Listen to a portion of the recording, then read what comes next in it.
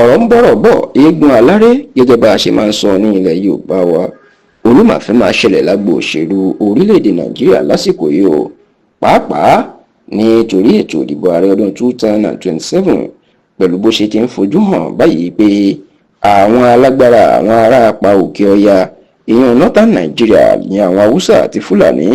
wọ́n ti múra gidigidi láti lé ààrẹ Bọ́lá Ahmed Tinubu kúrò lórí àlééfà lọ́dún 2027 tó sì jẹ́ pé ẹ̀kọ́ ilé yìí ó ti ń fojú mímu hàn nítorí pé ọ̀pọ̀ àwọn òṣìṣẹ́ Tinubu èyí tó jẹ́ ọmọ Haúsá àti Fúlàní náà nínú odò nínú ìjọba táwọn kan sì tó ń fọkọ̀ fipò sílẹ̀ ṣùgbọ́n èyí tó tún ṣẹlẹ̀ ní ọ̀sẹ̀ tí a wà yìí tí Tinubu fún ọ̀kan pàtàkì lára àwọn ọmọ Haúsá ní ipò ṣùgbọ́n tó kọ̀ tí a sì ṣèwádìí tá a gbọ́ pé nítorí pé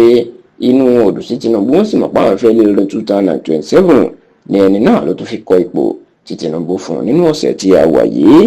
ẹ rántí pé látìgbà tí Tinubu tó ti gbàjọba Nàìjíríà lọ́dún 2023 ní inú ti ń bí àwọn alágbára ilẹ̀ Haúsá nítorí tí wọ́n ní àwọn ẹ̀yà ẹ̀yìn Yorùbá ló ń kó sípò ńláńlá bẹ́ẹ̀ ló yan àwọn jẹ tó sì jẹ́ pé àwọn làwọn sọ di ààrẹ nítorí pé ìbò àwọn ló pọ̀ jù nínú ìbò tó rí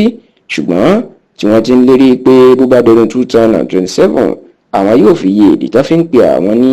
Haúsá àti Fúlàní àti páwọn làwọn ní Nàìjíríà àwọn yóò fi yé ṣùgbọ́n o bí wọ́n ṣe ń ṣe léyìí náà ni wọ́n tún ń ṣiṣẹ́ tọ̀ nítorí pé láti oṣù mélòó kan sẹ́yìn tẹlifíṣàn Yorùbá Tòótọ́ gbọ́ lọ́tọ̀dọ̀ àwọn ọmọ Haúsá àti Fúlàní pé iṣẹ́ ti ń lọ gidigidi lórí bí Tinubu ò ṣe ní rí ìbò ní ilẹ̀ Haúsá láàrin àwọn Haúsá àti Fúlàní bẹ́ẹ̀ ni Tinubu náà sùn òun náà ń ṣiṣẹ́ tiẹ̀ lábẹ́lẹ̀ láti rí i pé ìmọ̀tún ìmọ̀jọ ìmọ̀ àwọn alágbára Haúsá Fúlàní náà kò ṣẹlẹ̀ lórí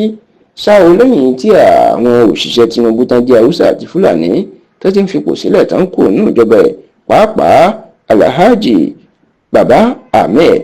tí ó jẹ́ olùdámọ̀ràn pàtàkì lórí ọ̀rọ̀ òṣèlú tó ń ṣiṣẹ́ nínú ọ́fíìsì igbákejì ààrẹ lẹ́yìn tó ń ti kọ̀wé fipò sílẹ̀ òun ni ẹni tó dàbí ọ̀kan lára àwọn agbẹnusọ Tinubu èèyàn Audu Aliyu ìlú náà ló máa fi ipò sílẹ̀ tó sì jẹ́ pé Haúsá ni àwọn méjèèjì ṣùgbọ́n irú ìṣẹ̀lẹ̀ náà má tún ti ṣẹlẹ̀ èyí tó tún fi hàn pé àwọn Haúsá ń bínú gidigidi sí Tinubu lóòótọ́ ǹjẹ́ kí ló ṣẹlẹ̀ nínú ọ̀sẹ̀ tá a wà ní Tinubu fún ọmọ Haúsá kan tó jẹ́ obìnrin ìyẹn Fatima Alkali ni ló máa fún ní ipò láti jẹ́ aṣojú agbègbè North East nínú ètò tó ń rí sí àtúntò ọ̀rọ̀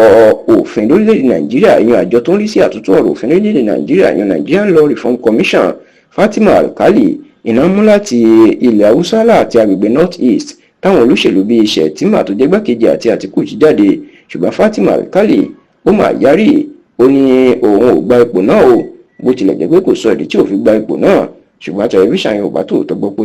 nítorí pé inú àwọn alágbára Haúsá ò dùn àti pé wọ́n ní Fatima Alkali ó súnmọ́ àwọn alágbára kan tó sì ti sọ fún pé